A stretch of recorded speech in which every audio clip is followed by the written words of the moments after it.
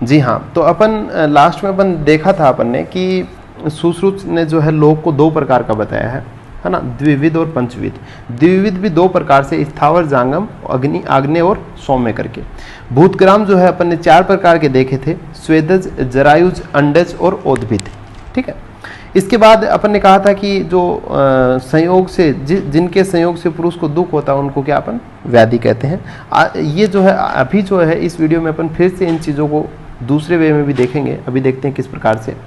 जी हाँ, तो इसके बाद जो नेक्स्ट है वो अपन देखते हैं चतुर्विध व्याधि। क्या देख रहे हैं अपन? चतुर्विध व्याधि। व्याधि चार प्रकार की। इसके अलावा इससे पहले अपन ने देखा था कि आचार्य सारंगधर को अपन ने देखा था। सारंगधर में अपन ने याद किया था, साका से याद किया था, याद होगा। तो इन्होंने अपन ने कहा था कि इन्होंने चार प्रकार से बताया था। एक तो बताया स्वाभाविक, ठीक है। दूसरा इन्होंने बताया आगंतुक, तीसरा था इन्होंने कायिक बताया, और चौथा जो है वो अंतरा, जिनको अपन ने मानसिक कहा था। ठीक है, तो चार प्रकार से इन्होंने चतुर्विध व्याधि जो सारंगधर ने भी बताई थी। आचार्य सुश्रुत भी क्या कहते हैं? चतुर्विध व्याधि ही कहते हैं। और आचार्य चरक ने क्या बताया था? आचार्य चरक को अपन ने याद किया था NAM। ठीक है, तो इन्होंने कहा था कि निज, आगंतुक और मानसिक करके अपन ने जो है वो आचार्य चरक को याद किया था। तो अपन ने कहा था कि सभी ने चार प्रकार की बताई। आचार्य सारंगधर ने भी चार प्रकार की व्याधि बताई, आचार्य सुश्रुत ने भी चार प्रकार की व्याधि बताई, लेकिन आचार्य चरक ने तीन प्रकार की बताई है। ठीक है, तो ये थोड़ा सा ध्यान रखें। तीन व्याधि के तीन रोग, तीन प्रकार किसने बताए हैं? तो अपन याद कर सकते हैं आचार्य चरक ने बताए हैं। ठीक है, तो ये थोड़ा सा महत्वपूर्ण हो जाता है। इसके अलावा यहाँ पे चलिए चतुर्विध व्याधि आचार्य सुश्रुत के अनुसार अपन देखते हैं कि ते चतुर्विधा आगंत्व शारीरा मानसा स्वाभाविक स्थिति। ठीक है, स्वाभाविक, मानसिक, शारीरिक और आगंतुक करके चार प्रकार की जो है क्या व्याधियां होती हैं। ठीक है, याद रखने के लिए ट्रिक अपन देख सकते हैं, वैसे तो याद रह ही जाएगा, बाकी ट्रिक देख सकते हैं। आशा का मान स्वाभाविक है। ठीक है, तो आ से आगंतुक, ठीक, स से शारीरिक, मान से मानसिक और स्वाभाविक। ठीक है, तो चार प्रकार हो गए। इसके बाद अपन आगे चलते हैं। इसमें जो है इनके निग्रह हेतु, तो ये इंपॉर्टेंट यहाँ पे क्वेश्चन बनता है कि निग्रह हेतु क्या होता है? निग्रह का मतलब होता है निराकरण करना, इनके ठीक करना है ना, निराकरण करना। कि अपन ने ऊपर जो है अभी अपन ने क्या पढ़ा है कि व्याधियां जो है वो कौन कौन सी होती है? आगंतुक, शारीरिक, मानसिक और स्वाभाविक। इसी सीक्वेंस में याद रखें। नीचे इन्होंने कहा कि तेसाम, है ना, कौन सी ये जो व्याधियां हैं ये, ठीक है, ये जो है सबसे पहले अधिष्ठान की बात करें तो कौन सा होता है? मन और शरीर होता है। जो मानसिक रोग होते हैं उनका मन जो अधिष्ठान होता है, और शारीरिक होते हैं उनका शरीर हो जाता है। ठीक है, लेकिन इसके बाद करें तेसाम संशोधन, संशमन, आहार और आचार सम्यक प्रयुक्ता निग्रह हेतु है। तो निग्रह मतलब उनका निराकरण करने के लिए जो है वो चार प्रकार से अपन ने देखा है, इनको सम्यक रूप से प्रयुक्त करते हैं। ठीक है, अच्छा कौन कौन से हैं? संशोधन, संशमन, आहार और विहार। तो देखिए चार प्रकार की व्याधियां थी। ठीक है, व्याधि भेद कौन कौन से थे? आगंतुक थे, ठीक है, शारीरिक, मानसिक और स्वाभाविक, इसी सीक्वेंस में थे। और यहाँ पे लिखा है संशोधन, संशमन, आहार और आचार। तो इसी सीक्वेंस में इनके आगे अपन इसको ट्रीटमेंट, जैसे आगंतुक व्याधि है तो उनका अपन क्या करेंगे? संशोधन करेंगे। शारीरिक रोग है, शारीरिक दोष है तो उनको अपन क्या करेंगे? संशमन, इनका संशोधन करेंगे और इनका संशमन करेंगे। मानसिक रोग को आहार अगर सही से लें तो भी मानसिक रोगों का जो है इलाज किया जा सकता है। और जो स्वाभाविक रोग है उनको आचार में, मतलब इधर उधर आचार विहार करना भी अपन कह सकते हैं थोड़ा बहुत, अगर है ना, तो वो भी जो स्वाभाविक रोग है उनको दूर किया जा सकता है। ठीक है, जैसे सुबह अगर समय से उठते हैं तो वृद्धावस्था क्या है, थोड़ी लेट की जा सकती है ना, देर से वृद्धावस्था आएगी, है ना। थोड़ा अगर अपन एक्सरसाइज कर ले तो आलस जो होता है, अपने को निद्रा जो आती है वो जो है वो ठीक की जाती है। ठीक है, तो इस प्रकार से इनके निग्रह हेतु है। तो निग्रह हेतु क्या होते हैं? इनका निराकरण, जो व्याधि है इनको निराकरण कैसे करते हैं, इनको बोलते हैं निग्रह हेतु। ठीक है, इसके बाद अपन अगला पॉइंट अपन देखते हैं प्राणी नाम पुनर्मूल आहारो बलवर्ण ओजसाम। तो यहां से जो है ये फिल इन द ब्लैंक का क्वेश्चन बनता है, बहुत इंपॉर्टेंट। किस प्रकार से कि आपको क्वेश्चन दे दिया जाएगा। देखिए सबसे पहले अपन हिंदी देखते हैं इसकी, कि प्राणियों की जीवन रक्षा का मूल कारण कौन है? आहार है। तो प्राणियों की जीवन रक्षा का मूल कारण कौन है? आहार है। तो यहाँ पे आ जाएगा प्राणी नाम पुनर्मूल, फिर आ गया देश बलवर्ण ओजसा। ठीक है, तो ये क्या आ जाएगा कि यहां पे अपने को क्या भरना है? फिर आहार भरना है। ठीक है, तो ये आ जाएगा। अच्छा, तथा शरीर के बल वर्ण और ओज की रक्षा की वृद्धि में भी आहार ही कारण होता है। तो ये आहार क्या होता है? षड्रसात्मक होता है। और क्या होता है? षड्रसाश्रित। तो 6 रसों के आश्रित होता है और षड्रसात्मक होता है। ठीक है, इसके बाद है रस द्रव्यों के आश्रित होता है और औषधियों को द्रव्य कहा जाता है। ठीक है, औषधियों क्या कहा जाता है? द्रव्य कहा जाता है। अच्छा, 2 प्रकार की औषधियां होती है, स्थावर और जांगम। इससे पहले अपन ने कहा था कि लोग 2 प्रकार का होता है। कितना कौन सा? स्थावर और जांगम करके। ठीक है, तो औषधियां यहाँ पे अपन पढ़ेंगे। औषधियां कितनी प्रकार से होती हैं? 2 द्विविध औषधियां होती हैं। ठीक है, कौन सी? तासु द्विविधा कौन औषधियां? ठीक है, कौन से? स्थावर और जांगम। ठीक है, स्थावर और जंगम।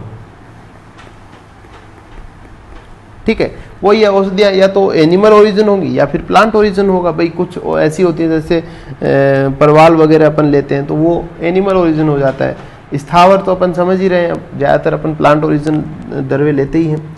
ठीक है, इसके बाद अपन बात करें तासाम स्थावरा चतुर्विधा। जो स्थावर होती है वो 4 प्रकार से होती है। बहुत महत्वपूर्ण है एग्जाम पॉइंट ऑफ व्यू से।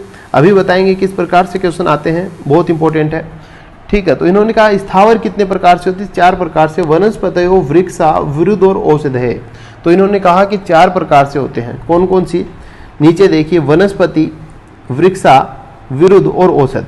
ठीक है, अच्छा वनस्पति कौन सी होती है? देखिए वनस्पति का होता है तासाउ अपुष्पा फलवंतो वनस्पतये। तो वनस्पति कौन होती है? अपुष्पा फलवंतो।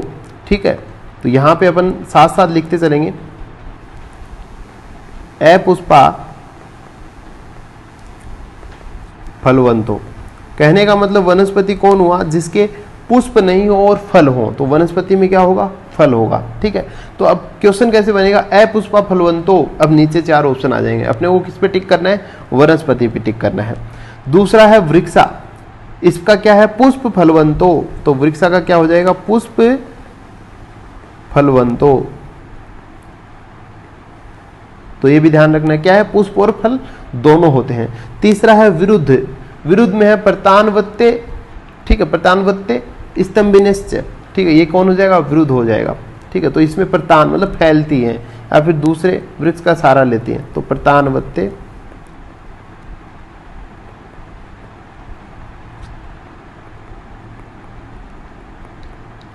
स्तंभिनिश्च। ठीक है, ये हो गया। नेक्स्ट है औषध। औषध क्या होता है? एक बार जब फल पक जाता है उसके बाद जो है वो नष्ट हो जाता है। ठीक है, जैसे गेहूं है तो गेहूं जैसे पक जाते हैं तो फसल काट लेते हैं, नष्ट हो जाता है पेड़, है ना। वो पौधा जो होता है वो, है ना, हरियाली खत्म हो जाता है, ब्राउन कलर का हो जाता है, मतलब खत्म हो जाता है। इसमें क्या है? फल पाक निष्ठा, कि फल के पकने के बाद खत्म हो जाता है। तो फल पाक निष्ठा किसके लिए प्रयुक्त होता है? औषध के लिए। ठीक है, तो ये जो है ये अपने को याद रखने हैं। जो कोटेशन दे रखे हैं आगे, ये अपने को जरूर याद रखने हैं, है ना। इसके बाद है देखिए, आचार्य चरक ने वृक्षा की जगह किसको माना है? वानस्पत्य को माना है। ठीक है, वृक्षा की जगह इन्होंने क्या? वानस्पत्य कहा है। वनस्पति वानस्पत्य ऐसे, है ना। तो ये हो गया।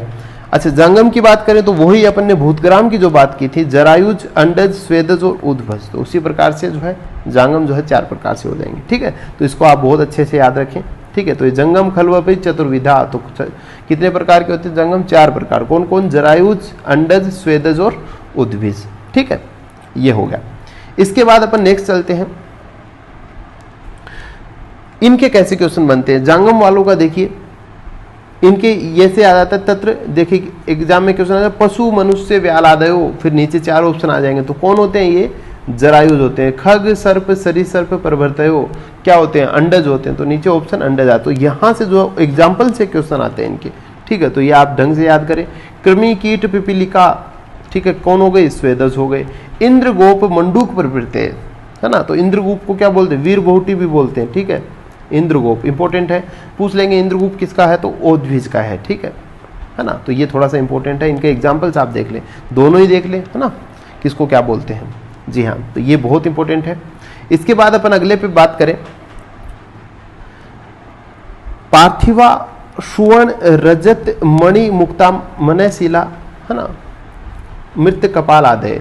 ठीक है, तो इन्होंने क्या किया, आचार्य अपन ने पहले भी जो वैशिष्ट जब पढ़ा था तब भी अपन ने बात की थी, इनका जो है आचार्य सुश्रुत ने क्या है, सर्वप्रथम वर्णन किया है। ठीक है, कौन, सुवर्ण रजत मणि मुक्ता मेनसिल मिट्टी कपाल, इन सब का प्रयोग किसमें किया जाता है, चिकित्सा में किया जाता है। ठीक है, तो अपन ने अभी तक कौन कौन सी देखी है, देखिए चिकित्सा, सबसे पहले अपन ने स्थावर देखा, ठीक है ना, जो प्लांट ओरिजिन की बात करें। दूसरा अपन ने जंगम देखा, चिकित्सा में यूज में लेते हैं, है ना, वही जंगम द्रव्य लेते हैं, स्थावर द्रव्य लेते हैं। तीसरा अपन ने क्या देखा, पार्थिव द्रव्य लेते हैं, जो पृथ्वी से निकलते हैं उनको अपन ने ले रहे हैं, है ना। चौथा जो है वो कालकृत होते हैं, अभी बात करेंगे अपन, ठीक है, अभी बात करेंगे कालकृत, है ना, कालकृत प्रवात निवात आतप। किस प्रकार से देखिए अपन कि चिकित्सा हित की दृष्टि से कुछ कालकृत विशेषताएं हैं, जैसे कि वायु का अति संचार, है ना, वायु रहित प्रदेश, तो कहते हैं ना रोगी को अपन वायु रहित प्रदेश में रखें, या फिर वायु जहाँ पे अच्छी हो वहाँ रखें, धूप में रखें, छाया में रखें, चांदनी में रखें, है ना। ठीक है, शीत उष्ण, या फिर अपन एक ऐसी बातें करती हैं, जैसे मान लीजिएगा जो अगर पित्त दोष हो रखा है तो उसकी शरद ऋतु में चिकित्सा करें, है ना। इस प्रकार से अलग अलग जो बातें होती हैं, है ना, ऋतु अनुसार, काल के अनुसार चिकित्सा के ऊपर क्या प्रभाव पड़ता है, तो ये चीज़ें किस में आती हैं, ये कालकृत में आती हैं। ठीक है, तो अपन ने 4 चीजें अभी देखी हैं, अभी अपन बातें करते हैं।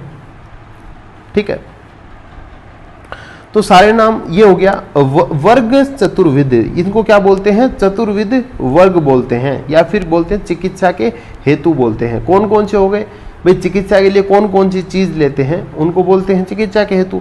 अच्छा, कौन कौन सी चीज ली अपन ने, या तो स्थावर द्रव्य हो सकते हैं, जांगम द्रव्य, या फिर पार्थिव द्रव्य, या फिर वो कालकृत हो सकता है ना, ऋतु के अनुसार, समय के अनुसार, स्थान के अनुसार, तो वो क्या हो गया, कालकृत, है ना। तो ये जो है इंपॉर्टेंट है। चतुर्विद वर्ग पूछा जाता है कि चतुर्विद वर्ग किसको बोलते हैं। ठीक है, याद रखने की जो ट्रिक है वो है सजा पाक। ठीक है, तो सजा पाक आप याद रख सकते हैं, तो स से स्थावर हो गया, जांगम, पार्थिव और कालकृत, बहुत इंपॉर्टेंट है, याद रखें। कालकृत को इसमें विशेष रूप से आप ध्यान रखें, अभी बताएंगे क्यों। अभी फिर से अपन 4 प्रकार की चीजें और पढ़ेंगे इसमें। ठीक है, तो स्थावर आदि 4 प्रकार को पूर्वोक्त वर्ग चिकित्सकों द्वारा कारण माना गया है। ठीक है, किसमें, प्रकोप और प्रशमन में। ठीक है, इसके बाद अपन आगे चलते हैं। देखिए इसमें अगर है मानसा नाम, इसमें देखिए सबसे पहले आगंतुक, जो रोग आगंतुक हैं उनके 2 अधिष्ठान हैं, कुछ मन में और कुछ शरीर में उत्पन्न होते हैं, है ना, आगंतुक रोगों की बात हो रही है। ठीक है, देखिए यहाँ पे थोड़ा सा महत्वपूर्ण बातें हैं। उनकी चिकित्सा भी 2 प्रकार से होती है। शरीर में उत्पन्न रोगों की चिकित्सा शारीरिक रोगों के अनुसार होती है। भाई जो शरीर में एक उत्पन्न जो चिकित्सा हुई है वो तो शरीर के हिसाब से हो जाती है। ठीक है, आज मन में उत्पन्न रोगों की चिकित्सा सुखदायक शब्दादि वर्ग से ठीक होती है। ठीक है, तो इन्होंने आचार्य सुश्रुत ने क्या कहा है कि मानसा नाम तू शब्दा आदि अरिष्टो वर्ग सुखाव है। तो इसमें कौन से हैं, शब्द, है ना, अच्छे शब्दों का प्रयोग करना है। देखिए आचार्य सुश्रुत ने ये कहा, देखिए आचार्य चरक ने क्या कहा है, ये जो पहली लाइन है कि मानसो ज्ञान विज्ञान धैर्य धृति समाधि भी, तो जहां पे ये समाधि भी नाम आ जाता है ना, समाधि नाम आ जाता है, तो यहां से जो है याद रखें चरक ने जो है ये वाली लाइन कही। ठीक है, ये वाली लाइन किसने कही, चरक ने कही। ठीक है, तीसरी है धी धैर्य आत्म आदि विज्ञानम मनोदोष औषधम परम, है ना, तो ये जो है ये दोनों को मिक्स कर दिया है, धी धैर्य आत्म आदि विज्ञानम मनोदोष औषधम परम। तो परम जो आता है वो किसके लिए मान सकते हो आप, वाग्भट के लिए, याद रखें। ठीक है, तो ये जो है ये आचार्य वाग्भट ने लिखा है। इसके बाद ये जो है मानसा नाम तू शब्द आदि, है ना, शब्द आदि रिष्टो, तो इसमें देखिए स से आप शल्य याद रख सकते हैं, स से सुश्रुत रख सकते हैं और स से शब्द आदि रख सकते हो। तो इस प्रकार का जो होता है वो किसने कहा है, ये मानसिक रोगों के लिए, है ना, तो ये किसने कहा, आचार्य सुश्रुत ने कहा है। तो ये तीनों चीजें याद रखें कि मानसिक रोगों की शांति के लिए कौन से आचार्य ने क्या बताया है। ठीक है, तो देखिएगा मानसो ज्ञान विज्ञान धैर्य धृति समाधि भी, ये आचार्य चरक ने कहा है। कि ज्ञान विज्ञान धैर्य धृति, बुद्धि से धैर्य मतलब धैर्य रखिए, है ना, आराम से शांत रहिए, उससे जो मानसिक रोग दूर होंगे, है ना। इसी प्रकार धी धैर्य बुद्धि से, विवेक से, है ना, ठीक है। तो ज्ञान विज्ञान से जो है वो मन के जो है दोष है वो शांत हो जाएंगे। ये किसने कहा? वाग्भट ने कहा, ठीक है। तो ये सारी बातें हैं। और आचार्य सुश्रुत ने कहा कि सुखदायक शब्द सुनने चाहिए, तो इंपॉर्टेंट भी हैं थोड़े से। इसके बाद अपन नेक्स्ट देखते हैं कि अभी अभी अपन ने क्या देखा? चतुर्विध वर्ग देखे हैं, चतुर्विध वर्ग, ठीक है।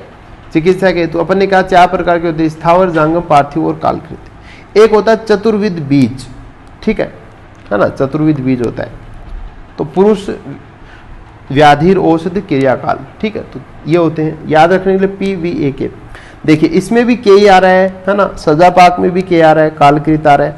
अच्छा, इसमें देखिए पुरुष, व्याधि, औषध और क्रियाकाल, ये चतुर्विध बीजों की बात अपन अभी करेंगे। तो पुरुष, व्याधि, औषध और क्रियाकाल, इनको तो बोलते हैं चतुर्विध बीज। और स्थावर, जांगम, पार्थिव और कालकृत, इनको बोलते हैं चतुर्विध वर्ग, बोलते हैं चतुर्विध वर्ग या फिर चिकित्सा के हेतु, ठीक है। तो ये थोड़ा सा इंपॉर्टेंट है, इसको आप ध्यान रखें। अभी अपन बात करते हैं नेक्स्ट कि बीजम चिकित्सक तस्य तत्समासेन प्रकीर्तितम, कि एक कौन सी संहिता है, किसे बीज के रूप में किसको बताया गया है? चिकित्सा शास्त्र का बीज संक्षेप से कह दिया गया है, समग्र चिकित्सा शास्त्र का बीज संक्षेप से कह दिया गया है। संहिता जहां चिकित्सा को बीज रूप में बताया गया है, कौन सी संहिता है? सुश्रुत संहिता है। बहुत इंपॉर्टेंट क्वेश्चन है, ठीक है। अच्छा, अब इसमें क्या क्या है? तथा 120 अध्यायों में इसकी व्याख्या की जाएगी। तो बीज रूप में कहा है किसमें? सुश्रुत संहिता में। और कितने अध्याय हैं? 120 अध्याय हैं, ठीक है। अब सुश्रुत संहिता में अगर कोई पूछे कितने अध्याय हैं, तो आपको बताना 120 अध्याय हैं, ठीक है। कितने स्थान हो गए? देखिए कौन कौन से हैं। 120 अध्याय हैं। सूत्र, निदान, शारीर, चिकित्सा और कल्प, इन 5 स्थान में 120 अध्याय हो गए, ठीक है।